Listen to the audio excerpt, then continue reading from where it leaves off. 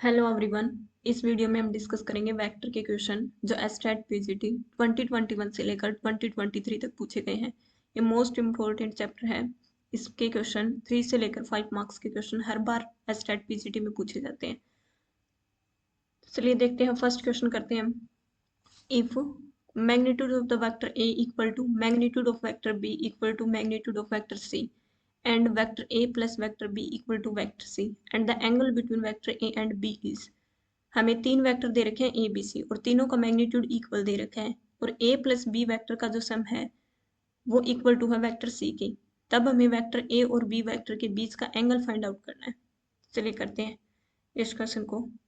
इस क्वेश्चन में हमें वेक्टर ए और बी दोनों तीनों वेक्टर का मैग्नीट्यूड है वो सेम दे रखा है। तो तीनों वेक्टर के मैग्नीट्यूड को हमने लेट कर लिया कोई भी कांस्टेंट नंबर अल्फा, और फिर हमें गिवन है कि वेक्टर ए और बी का सम है वो सी वेक्टर के इक्वल है। तो ये लिखा हमने और दोनों साइड मैग्नीट्यूड ले लिया। तो magnitude of the sum of the vector A and B equal to magnitude of the vector C के इक्वल आएगा। और magnitude of the vector C किसके इक्वल है? अल्फा के इक्वल। इसलिए यहाँ से magnitude of the vector A and B किसके इक्वल हो गया? अल्फा के इक्वल हो गया। अब हम एक फॉर्मूला यूज करते हैं जो होता है हमारे पास square of the magnitude of the vector A plus B equal to square of the magnitude of the vector A plus square of the magnitude of the vector B plus 2 times of the dot product of the vector A and B. इसके अंदर दो vector की जो dot product होती है वो किसके equal होती है? Magnitude of the vector first and magnitude of the vector second, इन दोनों के प्रोडक्ट और साथ में कोस थीटा, और थीटा एंगल होता है इन दोनों के वेक्टर के बीच का एंगल। तो यहाँ पे square of the magnitude of the vector A plus B same लिखा है हमने equal to square of the magnitude of the vector A plus square of the magnitude of the vector B, और A dot B की जगह लिख दिया हमने magnitude of the vector A dot magnitude of the vector B into cos theta, और theta angle है vector A और B के बीच का। अब सभी के मैग्नीट्यूड की वैल्यू पुट कर देते हैं इसमें। तो magnitude of the vector A plus B किसके इक्वल है? अल्फा के इक्वल। तो ये वैल्यू पुट कर दी इसमें अल्फा स्केयर। ए का मैग्नीट्यूड किसके इक्वल है? अल्फा के इक्वल, और बी का मैग्नीट्यूड भी इक्वल है अल्फा के। तो वैल्यू पुट की अल्फा स्केयर, और ए और बी का मैग्नीट्यूड पुट किया, दोनों मल्टीप्लाई में है तो alpha dot alpha alpha square हो गया, साथ में कोस थीटा। अब देखो यहाँ से यहाँ प्लस का अल्फा स्केयर है और राइट साइड में भी प्लस अल्फा स्केयर इधर आएगा तो माइनस का, और दोनों कैंसिल आउट होकर जीरो। और ये प्लस का अल्फा स्केयर इधर आएगा तो माइनस अल्फा स्केयर, तो ये बन गया माइनस अल्फा स्केयर और equal to 2 alpha square cos theta. 2 alpha square इधर मल्टीप्लाई में है तो दूसरी साइड जाके डिवाइड में हो जाएगा। ये हो गया minus alpha square upon 2 alpha square equal to cos theta. Alpha square से अल्फा स्केयर डिवाइड किया तो ये बना -1/2 कोस थीटा। कोस थीटा की वैल्यू -1/2 कितने डिग्री पे होती है? 120 डिग्री पे। तो थीटा की वैल्यू आ जाएगी 120 डिग्री, जिसको हम लिख सकते हैं रेडियन में 2π/3। ये वैल्यू अगर किसी को नहीं पता है तो ये तो पता है कि कोस थीटा 1/2 कितने पे होता है? 60 डिग्री पे होता है। तो हम लिख सकते हैं कि cos theta equal to minus cos π/3, ऐसे लिख सकते हैं। अब माइनस कोस थीटा किसके इक्वल होता है? Cos pi minus theta. तो इसको ऐसे लिख सकते हैं कोस पाई माइनस π/3, और क्योंकि सेकंड क्वाड्रेंट में कोस एंगल होता है वो नेगेटिव होता है। अब पाई माइनस π/3 को जब सिंप्लीफाई करेंगे तो क्या आएगा? 2π/3 आएगा। तो कोस 2π/3। अब लेफ्ट साइड में है कोस थीटा, राइट साइड में है कोस 2π/3, तो कंपेयर किया तो थीटा की वैल्यू आ गई 2π/3। तो थर्ड ऑप्शन हो जाएगा इसका करेक्ट आंसर। नेक्स्ट क्वेश्चन है, if square of the vector A cross B plus A dot B square equal to 144, magnitude of the vector A equal to 4, then find the magnitude of the vector B. हमें दे रखा है sum of the square of the cross product of the vector A and B and dot product of the vector A and B equal to 144, और ए का magnitude दे रखा 4। उस case में magnitude of the vector B find out करना है। तो जब दो वेक्टर की क्रॉस प्रोडक्ट और डॉट प्रोडक्ट के बीच में रिलेशन दे रखा हो उस केस में एक फॉर्मूला होता है जो मोस्ट इंपॉर्टेंट है। इस फॉर्मूला पर बेस्ड क्वेश्चन हर बार आता है। तो ये हमें दे रखा है, ये होता है square of the magnitude of the vector A plus B, sorry A plus B नहीं आएगा, ए क्रॉस बी आएगा, plus A dot B whole square equal to square of the magnitude of the A into magnitude of the B. इस plus की जगह आएगा cross, ठीक कर देते हैं हम इसमें। ये प्लस नहीं है, ये क्रॉस है, क्रॉस प्रोडक्ट। अब यहाँ पे देखो ये क्रॉस प्रोडक्ट है प्लस यहाँ पे मैग्नीट्यूड था ए क्रॉस बी वेक्टर के मैग्नीट्यूड का स्केयर, तो हम इसको इस फॉर्म में भी लिख सकते हैं, vector A cross B whole square. ये और ये दोनों सेम होती है वैल्यू, और यहाँ पे आ जाएगी square of the A dot B equal to magnitude of the A whole square और मैग्नीट्यूड ऑफ बी स्क्वायर।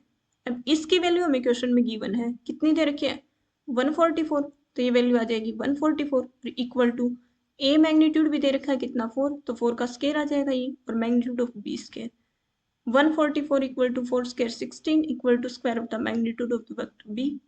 16 से 144 को डिवाइड करेंगे तो क्या आएगा 9, तो ये आ गया 9 मैग्नीट्यूड ऑफ द बी का स्केयर। दोनों साइड अगर स्क्वायर रूट लेते हैं तो मैग्नीट्यूड ऑफ बी कितना आ जाएगा 3, मैग्नीट्यूड ऑफ बी पूछा था तो 3 हो जाएगा, तो इसका थर्ड ऑप्शन करेक्ट हो जाएगा। नेक्स्ट क्वेश्चन देखते हैं। नेक्स्ट क्वेश्चन दे रखा है हमें, if A and B are the two unit vectors and vector A plus B cross product A cross B equal to C, then C is parallel to. A और B दो vector दे रखे हैं और दोनों यूनिट वेक्टर हैं, और सी vector इस टाइप से डिफाइन करके दे रखा है, तो हमसे पूछ रखा है कि सी वेक्टर इन चारों ऑप्शन में से कौन से वेक्टर के पैरेलल होगा। जब दो वेक्टर पैरेलल होते हैं तो उनकी क्रॉस प्रोडक्ट हमेशा 0 होती है, और कोई भी वेक्टर हमेशा खुद के पैरेलल होता है और कि अपने कोई भी स्केलर मल्टीपल के पैरेलल होता है, क्योंकि स्केलर मल्टीपल का मतलब होता है उस वेक्टर का सिर्फ मैग्नीट्यूड चेंज करना। स्केलर से मल्टीप्लाई करने पे वेक्टर का सिर्फ मैग्नीट्यूड चेंज होता है, डायरेक्शन में कोई चेंज नहीं आता, तो वो दोनों वेक्टर हमेशा फिर पैरेलल रहेंगे। तो चलिए करते हैं इस क्वेश्चन को। ए और बी कोई भी दो यूनिट वेक्टर दे रखे हैं, यूनिट वेक्टर का मतलब है दोनों का मैग्नीट्यूड इक्वल टू 1 है, तो magnitude of A equal to magnitude of B equal to 1। C vector को डिफाइन कर रखा है इस टाइप से, तो सी वेक्टर को पहले सिंप्लीफाई करके इसकी वैल्यू फाइंड आउट करते हैं कि वेक्टर सी है क्या। तो वेक्टर सी इक्वल टू हमें दे रखा है vector A plus B cross product A cross B. सबसे पहले इसको सिंप्लीफाई करते हैं, ए के साथ इस क्रॉस प्रोडक्ट को लेके आते हैं पहले, और प्लस बी के साथ इस क्रॉस प्रोडक्ट को, तो जब इस ब्रैकेट को ओपन करते हैं तो ये आएगा vector A cross B plus B cross A cross B. ये है वेक्टर ट्रिपल प्रोडक्ट।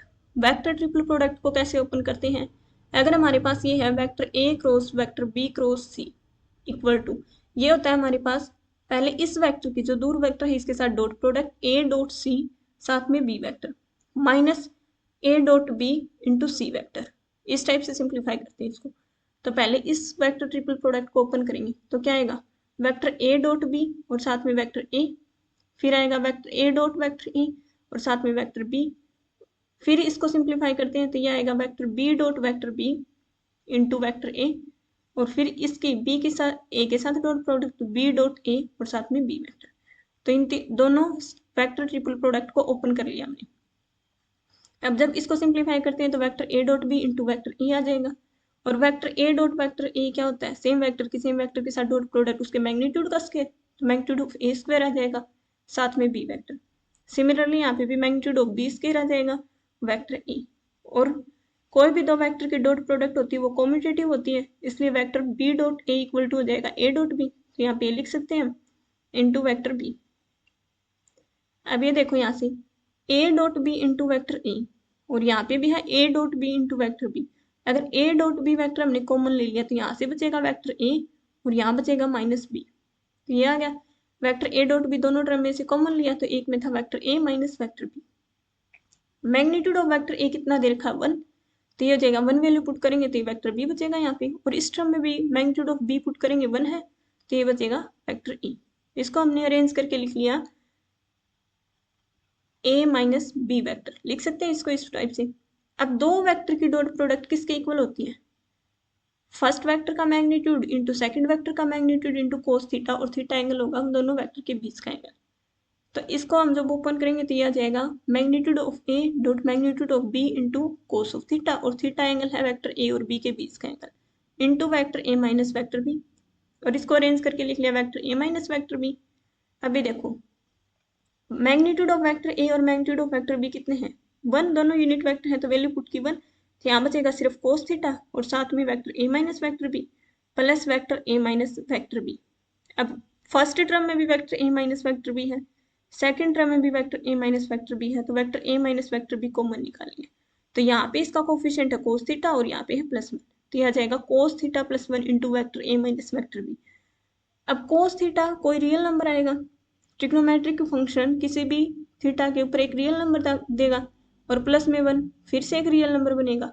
इसका मतलब जो सी वेक्टर है वो क्या आ गया, वेक्टर ए माइनस बी का कोई स्केलर प्रोडक्ट, स्केलर वेक्टर आ गया, स्केलर मल्टीपल आया है, यहाँ स्केलर से मल्टीप्लाई हुई है वेक्टर ए माइनस बी की। तो सी वेक्टर यहाँ आ गया हमारे पास any scalar multiple of the vector A minus B. अब सी वेक्टर अगर ए माइनस बी का स्केलर मल्टीपल है, इसका मतलब ए माइनस बी के तो पैरेलल होगा, क्योंकि कोई भी वेक्टर खुद के और अपने किसी भी स्केलर मल्टीपल के पैरेलल होता है, इसलिए C vector vector A minus B के पैरेलल हो जाएगा। तो फर्स्ट ऑप्शन करेक्ट हो जाएगा। इसको अगर वेक्टर ट्रिपल प्रोडक्ट का फॉर्मूला नहीं पता, इतना ओपन करके नहीं करेंगे, तो हम क्या कर सकते हैं, वेक्टर ए और बी को कोई भी दो पार्टिकुलर वेक्टर एज्यूम कर लेंगे जो यूनिट वेक्टर है, और उसके कॉरस्पॉन्डिंग सी वेक्टर निकाल लेंगे और फिर देख लेंगे हमारे पास सी वेक्टर क्या आता है और वो किसके पैरेलल आता है। तो ऐसे करके देखते हैं, हमने वेक्टर ए और बी को आई कैप और जे कैप ले लिया, आई कैप और जे कैप दोनों यूनिट वेक्टर होते हैं। फिर सी वेक्टर निकाला हमने, सी वेक्टर क्या डिफाइन कर रखा था, vector A plus vector B, और ए हमने लिया है आई, तो I plus C cross I cross J आ जाएगा, ये आ गया हमारे पास I plus J cross I cross J. अब ये तो रहेगा I plus J cross I cross J, क्या होता है हमारे पास K vector, I cross J vector करेंगे तो के वेक्टर के इक्वल होता है। अब के वेक्टर की क्रॉस प्रोडक्ट करेंगे तो आई क्रॉस के प्लस जे क्रॉस के, आई क्रॉस के किसके इक्वल होता है, माइनस जे के, और जे क्रॉस के किसके इक्वल होता है, आई के, तो आ गया माइनस आई प्लस सी। तो यहाँ से सी वेक्टर आ गया हमारे पास आई माइनस सी। आई को क्या अज्यूम करके चले थे, वेक्टर ए इक्वल टू आई, और जे किसके इक्वल था, वेक्टर बी के इक्वल, तो यहाँ से वेक्टर सी किसके इक्वल आ गया, वेक्टर ए माइनस बी की, तो ये वेक्टर खुद के पैरेलल हो, तो वेक्टर ए माइनस बी इसका आंसर हो जाएगा।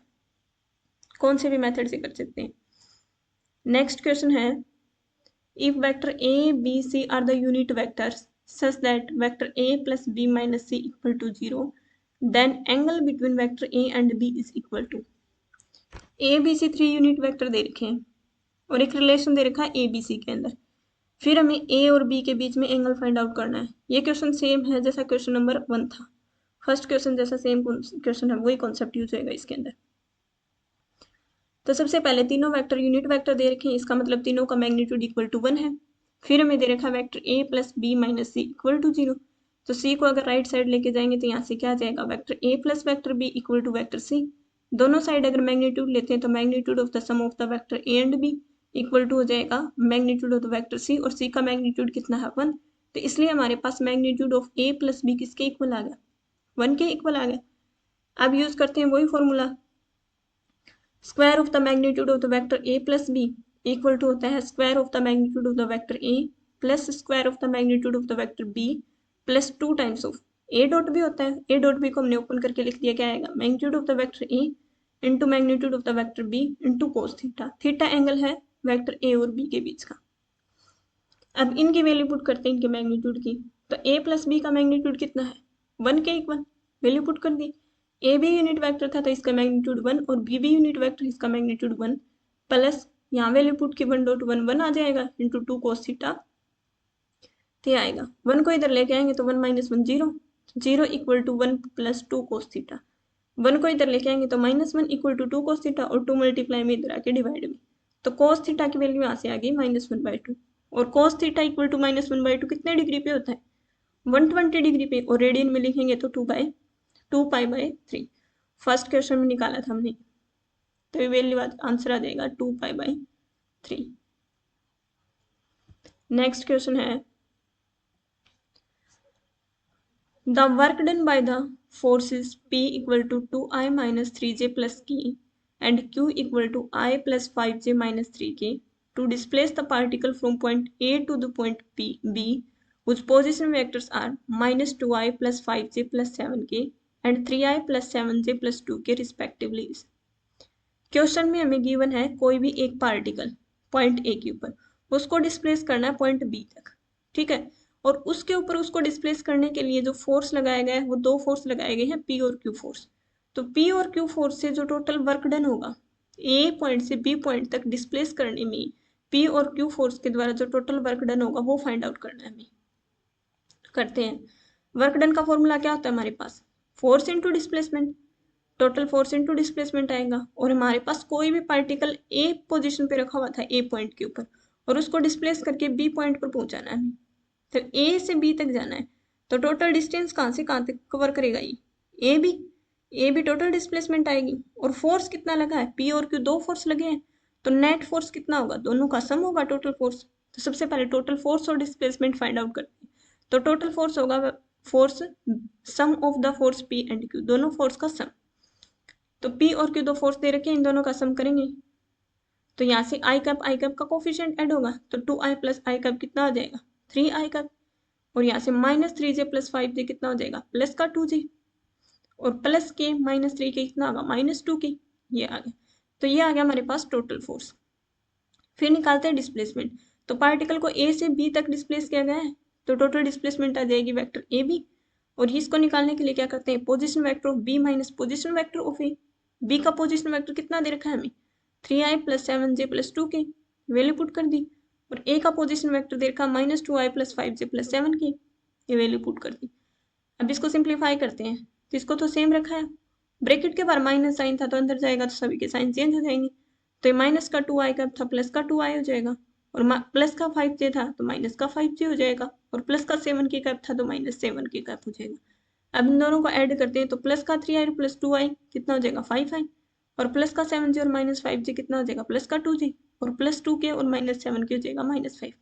तो ए भी वेक्टर आ गया है इनसे डिस्प्लेसमेंट। अब वर्क डन निकालते हैं, वर्क डन होता है फोर्स इंटू डिस्प्लेसमेंट, तो डॉट प्रोडक्ट होगी। टोटल फोर्स हमारे पास 3i प्लस 2j माइनस 2 के, और डिस्प्लेसमेंट है हमारे पास 5i प्लस 2j माइनस 5 के, वैल्यू पुट कर दी। डॉट प्रोडक्ट करते हैं तो 3i कैप की 5j के साथ होगी, तो 3i की जब 5i के साथ करते हैं तो 3 5 15, और i कैप और i कैप की डॉट प्रोडक्ट कितनी होती है 1। और जब i की सेम वेक्टर के साथ डॉट प्रोडक्ट होती है 1, और i की j के साथ 0 होती है, और i की k कैप के साथ भी 0 होती है। तो जब 3i की इस पूरी ब्रैकेट के साथ मल्टीप्लाई करेंगे तो हमारे पास क्या आएगा, सिर्फ ये कंपोनेंट बचेगा, ये दोनों तो 0 हो जाएंगे। i डॉट j और i डॉट k 0 होता है इसलिए, और i डॉट i 1 होता है, तो 5 और 3 की मल्टीप्लाई आएगी सिर्फ 15। सिमिलरली जब 2j की मल्टीप्लाई करते हैं j डॉट i 0 होगा और j डॉट k 0 होगा, सिर्फ ये इन दोनों की प्रोडक्ट बचेगी, तो 2 2 जा 4, और j कैप की मल्टीप्लाई 1 हो जाएगी तो बचेगा 4।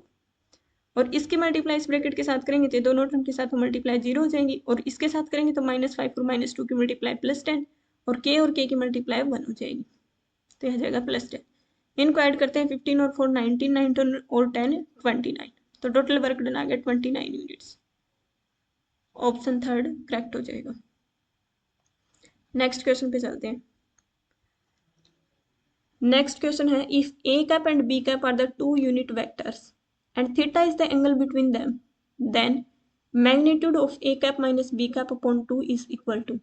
a cap और b cap दो यूनिट वेक्टर दे रखे हैं, और दोनों यूनिट वेक्टर के बीच का एंगल दे रखा है हमें थीटा। उस केस में हमें इसकी वैल्यू फाइंड आउट करनी है। चलिए करते हैं इस क्वेश्चन को। a और b यूनिट वेक्टर हैं, इसका मतलब दोनों का मैग्नीट्यूड इक्वल टू 1 है।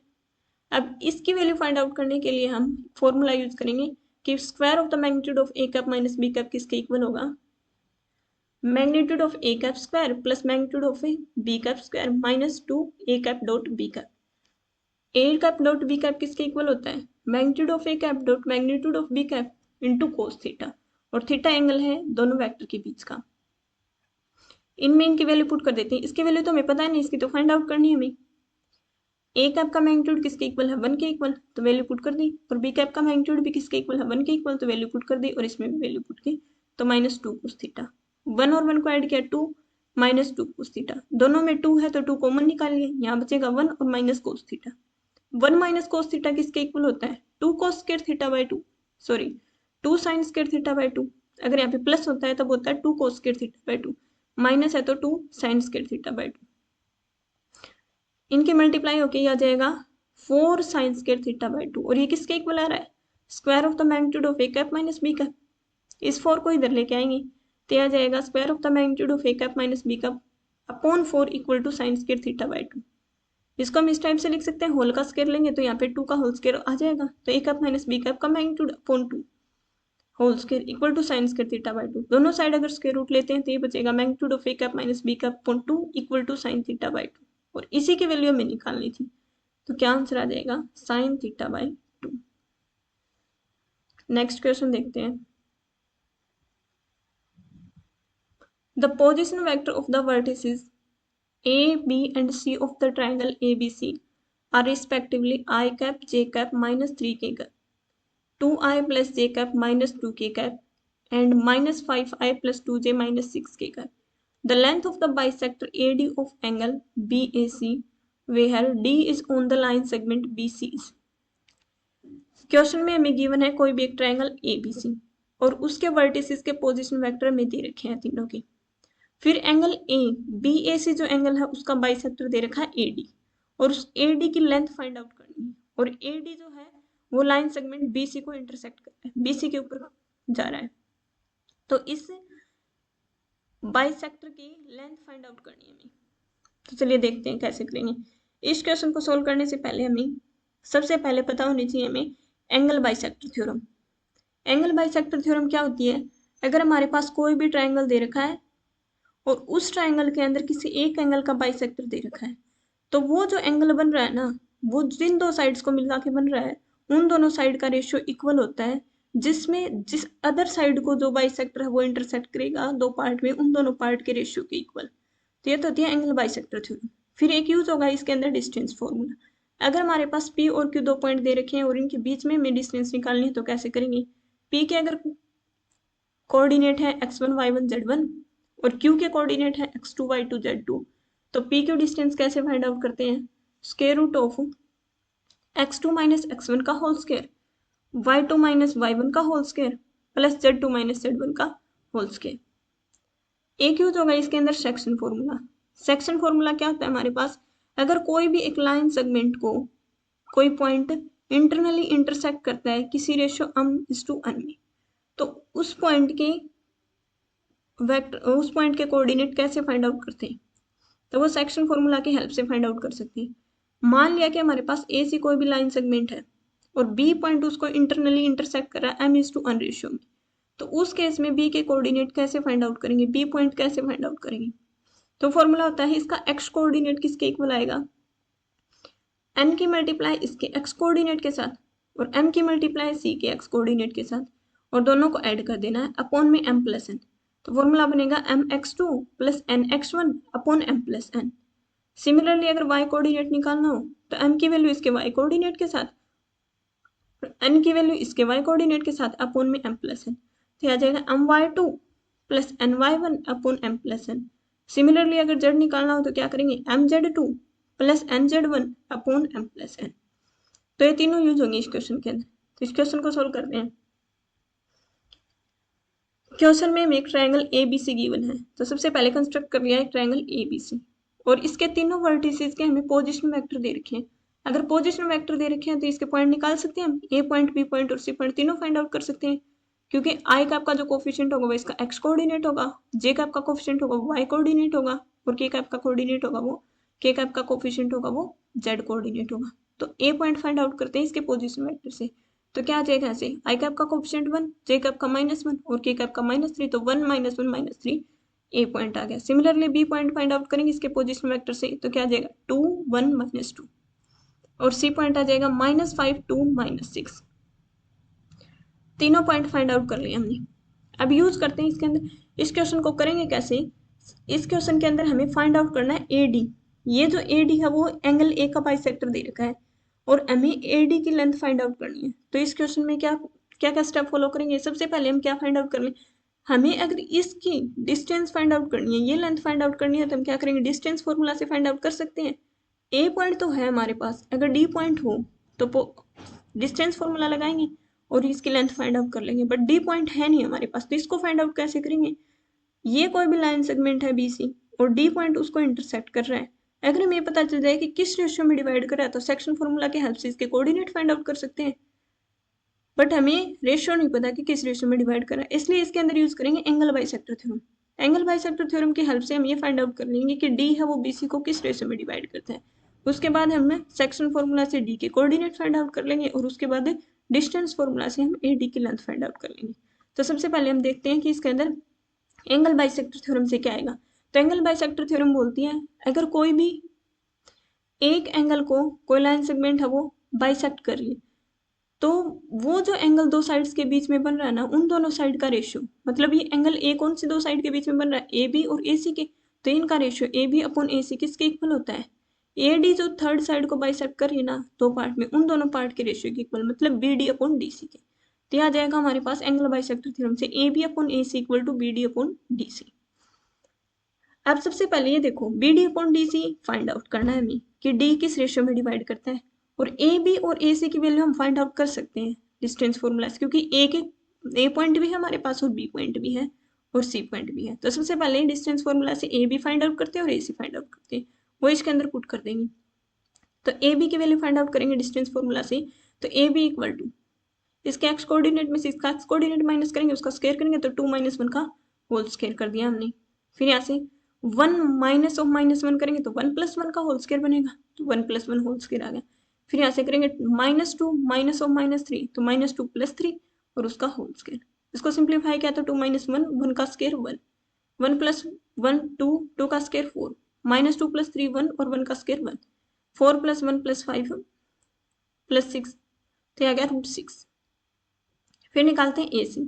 ए सी निकालने के लिए हम क्या करेंगे, सी के एक्स कोऑर्डिनेट में से एक्स का ए का एक्स कोऑर्डिनेट, तो -5 - 1 का होल स्क्वायर बनेगा, 2 माइनस ऑफ -1 तो 2 + 1 का होल स्क्वायर बनेगा, और फिर आएगा हमारे पास -6 ऑफ -3 तो -6 + 3 का होल स्क्वायर, -5 - 1 क्या बनेगा, -6 और -6 का स्क्वायर 36, 2 + 1 करेंगे तो 3 और 3 का स्क्वायर 9, -6 + 3 करेंगे तो -3 और -3 का स्क्वायर 9। इसको सिंप्लीफाई किया 36 और +9 45 और 45 और 9 करेंगे 54, तो ये आ गया square root of 54।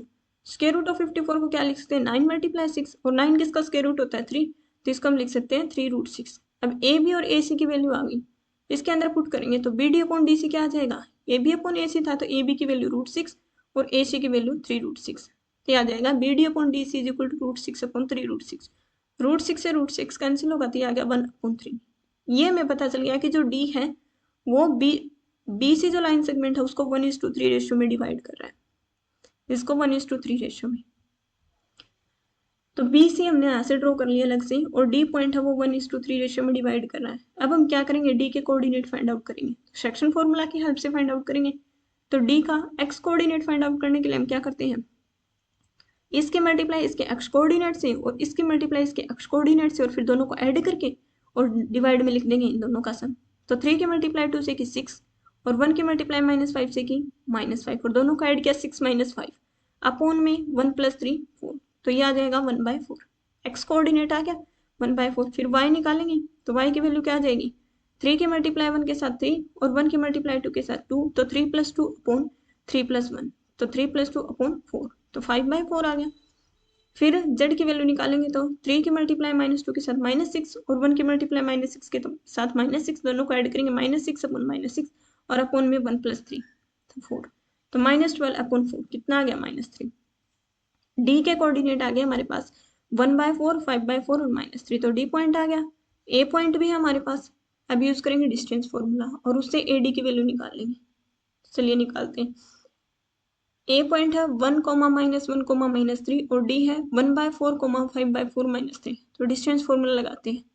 Distance formula लगाए तो एक्स कोऑर्डिनेट में से एक्स कोऑर्डिनेट माइनस, तो 1 - 1/4 का होल स्क्वायर, -1 - 5/4 का होल स्क्वायर, और -3 और माइनस ऑफ -3 तो कितना आ जाएगा, -3 + 3 का होल स्क्वायर।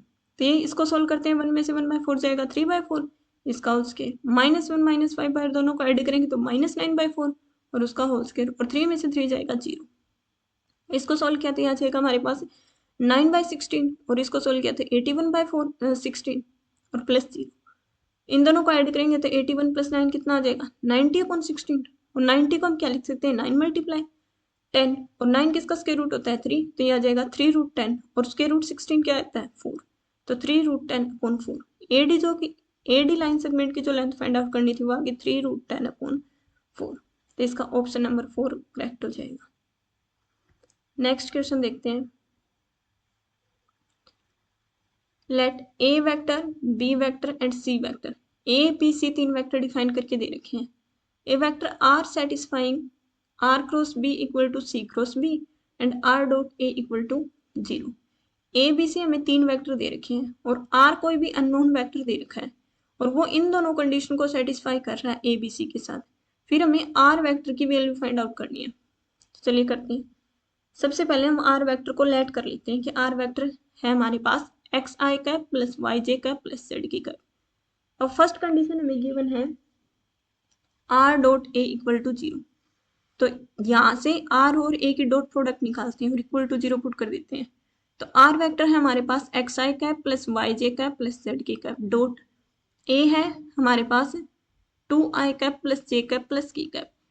पुट कर दिया यहाँ पे इक्वल टू 0। जब डॉट प्रोडक्ट करेंगे तो क्या आ जाएगा हमारे पास 2x plus y plus z equal to 0।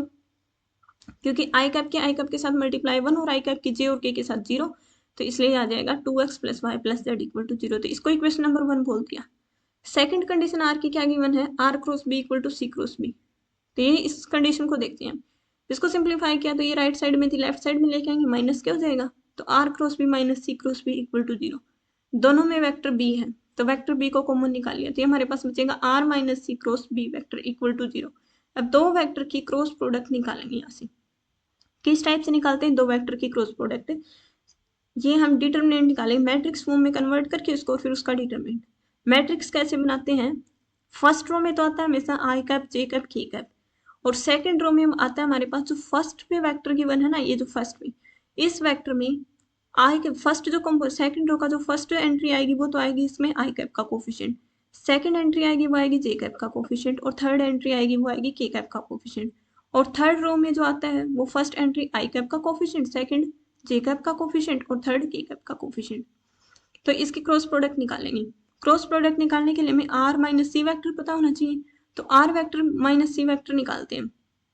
Are vector तो हमारे पास x i plus y j plus z k cap, minus c vector है हमारे पास 2i cap minus 3j plus 4 की, क्या गया 2i cap minus 3j plus 4 की। जब इसको सिंप्लीफाई करते हैं तो आई कैप के कोफिशिएंट को कंबाइन किया तो यहाँ से x है और यहाँ से माइनस अंदर जाएगा तो -2, तो x माइनस 2 इंटू आई कैप, ये आ गया हमारे पास। फिर जे कैप के कोफिशिएंट को कंबाइन करते हैं तो y, और माइनस साइन बाहर है और माइनस अंदर है तो माइनस ऑफ -3 कितना हो जाएगा +3, तो आएगा y प्लस 3 इंटू जे कैप।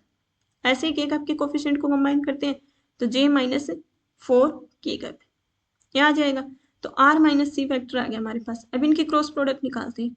क्रॉस प्रोडक्ट निकालेंगे, फर्स्ट रो तो हमारे पास आई जे के कैप बनेगी, सेकंड रो में हमारे पास r माइनस सी वैक्टर में से आई जे के कैप के कोफिशिएंट आएंगे, तो इसमें हमारे पास आई कैप का कोफिशिएंट x माइनस 2, तो ये आ जाएगी फर्स्ट एंट्री, सेकंड एंट्री आएगी जे कैप का कोफिशिएंट तो y प्लस 3, और थर्ड एंट्री आएगी के कैप का coefficient z minus 4। Similarly third row में आएगा हमारे पास b वैक्टर से, तो b वैक्टर हमारे पास क्या i प्लस 2 प्लस के, तो यहाँ से आई कैप का कोफिशिएंट 1 था, जे कैप का कोफिशिएंट हमारे पास 2 था और के कैप का 1 था, तो ये आ गया। अब इसका डिटर्मिनेंट निकालते हैं। फर्स्ट रो के अलोंग एक्सपेंड करेंगे आई कैप, और फिर फर्स्ट रो और फर्स्ट कॉलम को एलिमिनेट किया और इन दोनों की क्रॉस मल्टीप्लाई, तो y प्लस 3 और -2 इंटू जेड माइनस 4, यह क्या हमारे पास। फिर आता है माइनस जे कैप, फर्स्ट रो और सेकंड कॉलम को एलिमिनेट करेंगे और इनकी क्रॉस प्रोडक्ट, इसका डिटरमिनेंट निकालते हैं तो x minus 2 minus Z minus 4, ये लिख दिया x minus 2 minus Z minus 4 plus के कैप, फर्स्ट रो और थर्ड रो को एलिमिनेट करेंगे और इनकी क्रॉस प्रोडक्ट और माइनस कर देंगे, तो 2 into x minus 2 minus y plus 3, ये आ जाएगा इक्वल टू 0। अब इसको सिंप्लीफाई करते हैं तो आएगा आई कैप y प्लस 3 और -2 के अंदर मल्टीप्लाई करेंगे तो -2z, और -2 और -4 की मल्टीप्लाई की तो +8, माइनस जे कैप, और ये क्या तो x माइनस 2 और माइनस साइन के अंदर मल्टीप्लाई की तो -z प्लस 4 प्लस के कैप, 2 के अंदर मल्टीप्लाई करते हैं तो 2x माइनस 4 और यहाँ से करते तो -y माइनस 3 इक्वल टू 0। अब इक्वल टू 0 हमारे पास यहाँ से थी condition, r minus c vector cross b vector equal to 0, इसकी क्रॉस प्रोडक्ट थी वो 0 के इक्वल थी। अब 0 के इक्वल वेक्टर की क्रॉस प्रोडक्ट 0 के इक्वल का मतलब है कि ये 0 वेक्टर है, और 0 वेक्टर का मतलब है आई कैप जे कैप और के कैप इन सभी के कोफिशिएंट है वो 0 है। तो यहाँ से इन दोनों साइड को जब कंपेयर करते हैं तो यहाँ से आई कैप का कोफिशिएंट 0, यहाँ से जे कैप का कोफिशिएंट 0 और के कैप का कोफिशिएंट 0 पुट कर देंगे, तो यहाँ से 3 कंडीशन आ जाएंगे हमारे पास। जब आई कैप के कोफिशिएंट को यहाँ से सिंप्लीफाई करने के बाद ये बनेगा वेक्टर, क्योंकि y माइनस 2z और 8 और 3 को ऐड किया 11। अब जब आई कैप के कोफिशिएंट को हम इक्वल टू 0 पुट करते हैं तो y minus 2z plus 11 equal to 0 put किया तो आ जाएगा y माइनस 2z और प्लस का 11 इक्वल टू -11। सिमिलरली जब इसको इक्वल टू 0 पुट करते हैं तो x minus z plus 2 equal to 0, ये आ जाएगा x minus z equal to -2। और फिर इसको 0 पुट करते हैं हम 2x minus y minus 7 equal to 0, तो ये दे देगा हमें 2x minus Y equal to 7। इसको इक्वेशन नंबर 2, इसको इक्वेशन नंबर 3 और इक्वेशन नंबर 4 बोल दिया। और इक्वेशन नंबर 1 थी हमारे पास ये। अब इक्वेशन नंबर 1 और इक्वेशन नंबर 4 को ऐड करते हैं। तो इक्वेशन नंबर 4 है 1 है 2x plus y plus z equal to 0 और 4 है 2x minus Y equal to 7। दोनों को ऐड किया तो 2x प्लस 2x 4x हो जाएगा और plus y minus y cancel out और जेड यहाँ ऐड होगी, जेड आ जाएगा। और 0 और 7 को ऐड करेंगे तो 7 और यहाँ पे जेड ना होने का मतलब है 0 डॉट जेड है, तो ये आ गया 4x plus z equal to 7। अब ये जो इक्वेशन आई है वो और जो थर्ड इक्वेशन इन दोनों को ऐड कर देते हैं। तो इन दोनों को ऐड किया 4x plus z equal to 7, x minus z equal to -2। Add करेंगे तो 4x प्लस x 5x और z कैंसिल आउट हो जाएंगे, दोनों अपोजिट साइन की है और 7 में से 2 गया 5। 5x इक्वल टू 5 इंप्लाई करता है कि x इक्वल टू 1। अब x की वैल्यू 1 आ गई तो z की वैल्यू निकालेंगे, इस इक्वेशन में पुट कर देते हैं z की वैल्यू निकालने के लिए x की वैल्यू। तो x minus z equal to -2 है, तो ये आ जाएगा हमारे पास z equal to x plus 2। -2 को इधर लेके गए तो +2 और माइनस जेड को उधर लेके गए तो प्लस जेड, तो जेड की वैल्यू x प्लस 2, एक्स की वैल्यू 1 है तो जेड की वैल्यू जाएगी 3। सिमिलरली अगर हमारे पास x और z की वैल्यू आ गई तो y की वैल्यू भी निकाल सकते हैं। y की वैल्यू हम इस इक्वेशन में पुट कर देंगे 2x minus Y equal to 7। तो 2x minus Y equal to 7 में पुट की तो y इक्वल टू क्या बनेगा, y को इधर ले आए प्लस का हो जाएगा और 7 को इधर लगे माइनस, तो 2x माइनस 7, 2 की वैल्यू है 1 तो 2 माइनस 7 किसके इक्वल हो जाएगा -5। एक्स वाई जेड की वैल्यू आ गई तो आर की वैल्यू आ जाएगी हमारे पास। आर क्या लेके चली थी, x i plus y j plus z की। तो एक्स आया है 1 तो 1 डॉट आई कैप बन जाएगा और फिर है वाई जे था तो y की वैल्यू है -5 तो -5 जे कैप हो जाएगा। फिर था z के कैप और z की वैल्यू है 3 तो 3 कैप। ये आ जाएगा हमारे पास r वेक्टर जो इन कंडीशन को सेटिस्फाई करता है। तो कौन सा ऑप्शन हो जाएगा, ऑप्शन नंबर 4।